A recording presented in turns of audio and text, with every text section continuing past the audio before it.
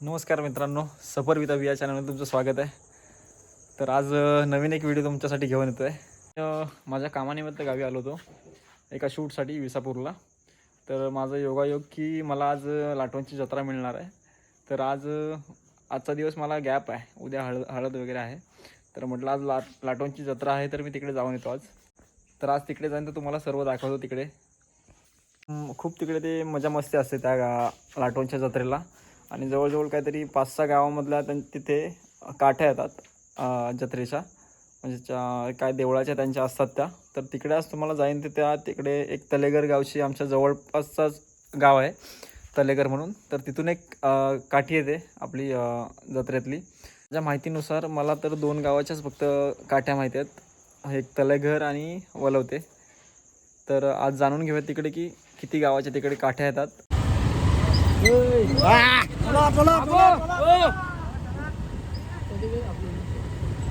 ही वलवत्या गावची काठी आहे.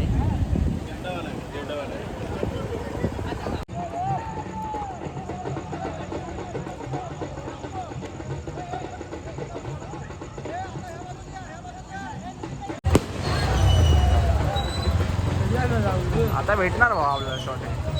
तर रस्त्याने चालताना ज्या आता काठ्या चालल्यात त्या मंदिराच्या दिशेने चालल्यात मंदिराकडे. आणि तिकडे काही साईडला ज्या काठ्या दिसतात लाईट लावलेल्या, त्या आवडीने सहकुशीने त्यांच्या दारासमोर लावलेल्या आहेत.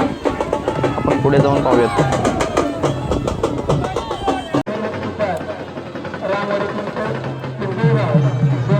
मित्रांनो, आतापर्यंत फक्त इथे लाटवणची काठी लागली आहे. अजून बाकीच्या गावातल्या काठ्या येत आहेत.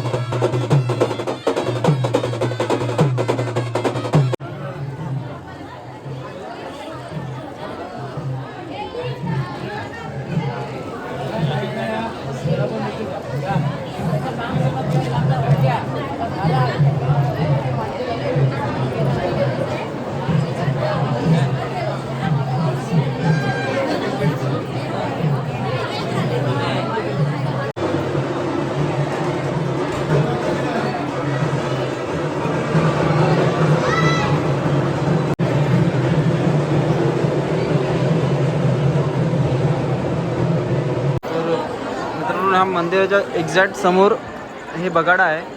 हे एकदम सकाळचं काहीतरी इथे वरती हा माणसाला इथे वरती बांधतात आणि हे फिरवतात. या संपूर्ण जत्रा उत्सवासाठी श्री संतोष रघुनाथ गायकवाड हिने 150 रुपये, सुधीर गजानन लाड हिने 100 रुपये, सुमित लक्ष्मण निकम भोगाळ 200 रुपये, रामचंद्र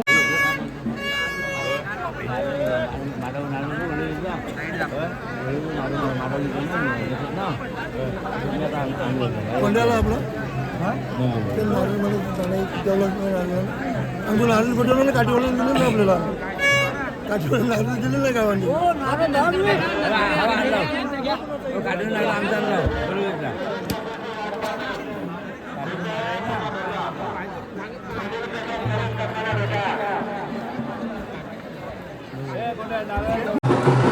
लगेच नाव घेऊ ना.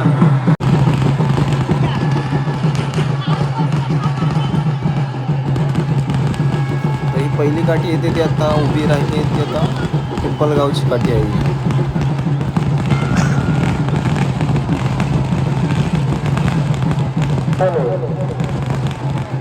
यात्रा कमिटीसाठी आलेले सर्व धावून भक्त आपण आणलेल्या गाड्या स्वयंसेवकाच्या मार्गदर्शनाशिवाय लावू नये. या ठिकाणी येणारे अनेक मान्यवर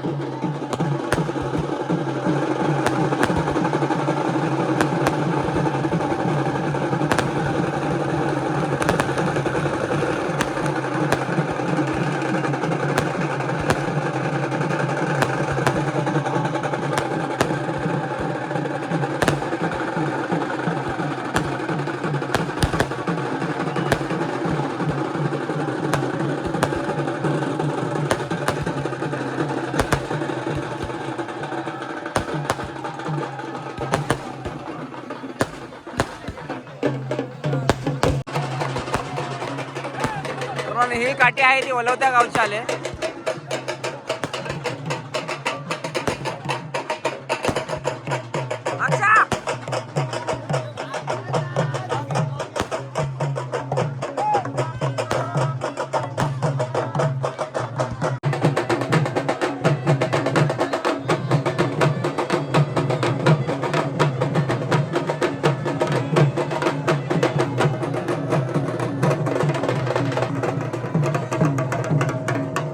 मित्रांनो ही वलवत्या गावची काठी आहे आणि काठी मागे असं आपण दिसतोय पण मेहनत खूप आहे हे बघा.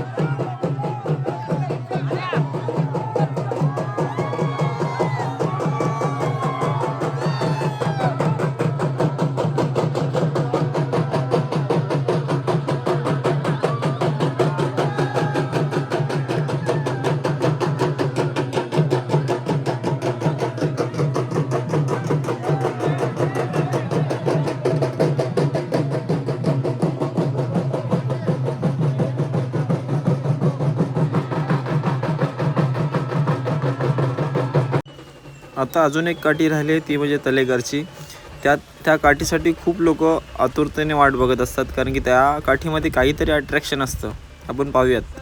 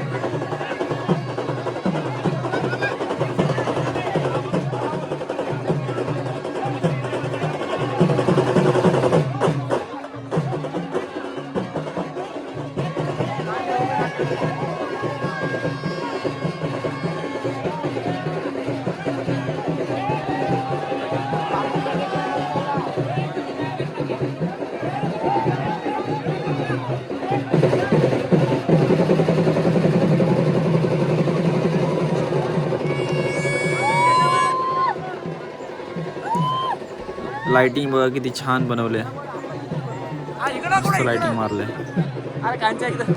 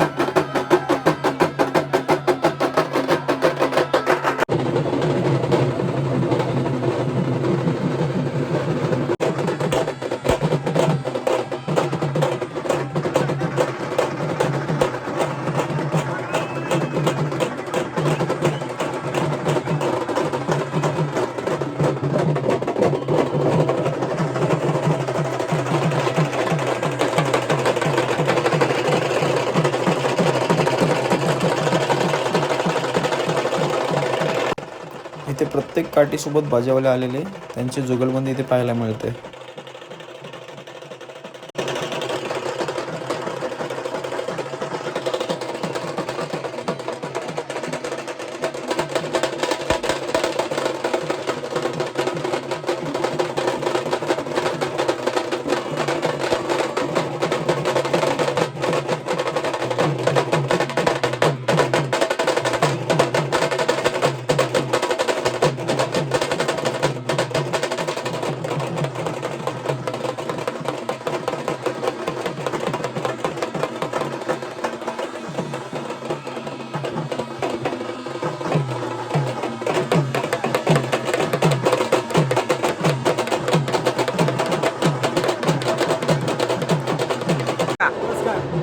तर काका आम्ही गेल्या वर्षी पण आलो होतो इकडे लाटोनच्या जत्रेला.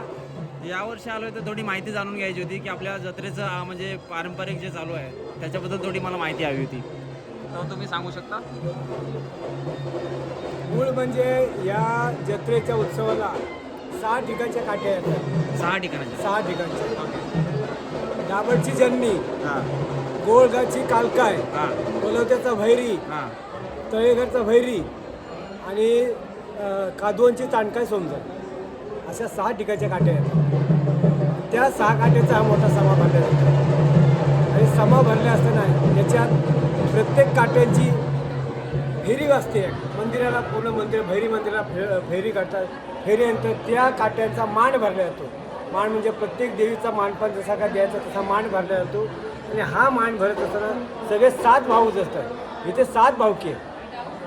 कदमांची 7 कुटं आहेत. त्या 7 कुटाचा प्रत्येक भाऊबंद तिथे असतो आणि खरा एक गोष्ट या जत्रेचा मानकरी हा सालकरी असतो. 28 वर्षात त्या प्रत्येकाला एक मान येतो. मान म्हणजे ज्यांच्या काट्यात त्यांना साल असतो. हा नाही नाही नाही इथं मेन जे कदम भावके आहेत ना हां. त्यांच्यात 7 कुटं आहेत. ओके. त्या 7 कुटात प्रत्येक वर्षाला एक एक कुटं आहेत. त्या 7 कुटांना जे त्याच्या पालखीमध्ये जे कुठं लावले ते का? हां. ओके ओके थांबा मला कुठं दाखव.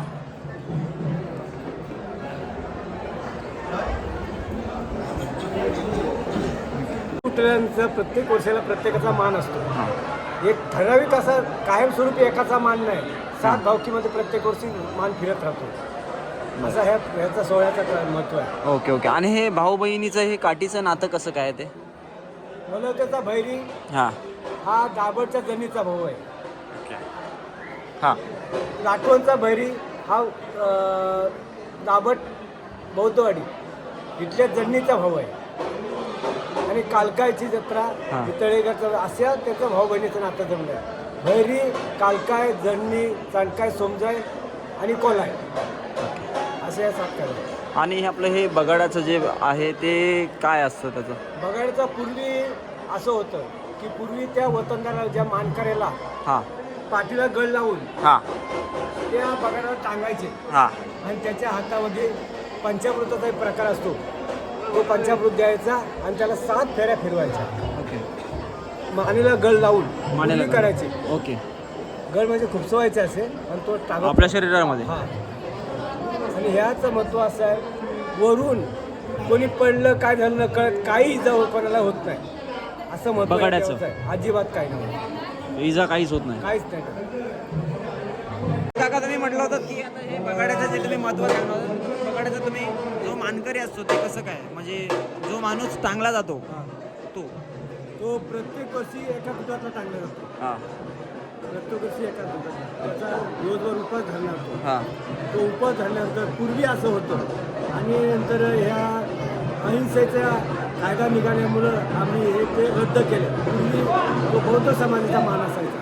बौद्ध समाजाचा माणूस दिवसभर उपास करून हाताला धार काढलेला जायचा. तो तिथून धावत येऊन जेव्हा बगाडाच्या आमच्या बकऱ्याचा माना दिल्या जायचा हां. तो एका देवीसाठी दिल्या जायचा. तो जंगलातून येऊन त्या एका तलवारीच्या घावामध्ये बकरा अलग करायचा, घरापासून माने ओढली करायचा असं त्यावेळेचं महत्त्व होतं. पण आता ती गोष्ट आम्ही ठेवत नाही. त्यामुळे बंदी आणल्यामुळे ते करत नाही आम्ही. ओके. आम्ही फक्त प्रत्येक वर्षी बकरा सोडून देतो. चांगलं आहे चांगलं. प्रत्येक वर्षी सोडून देतो. आता ह्या बगाड्याचं टायमिंग काय असेल? आता काय करतात, आता कोणतं- अनाऊन्समेंट होईल. चालेल चालेल धन्यवाद काका.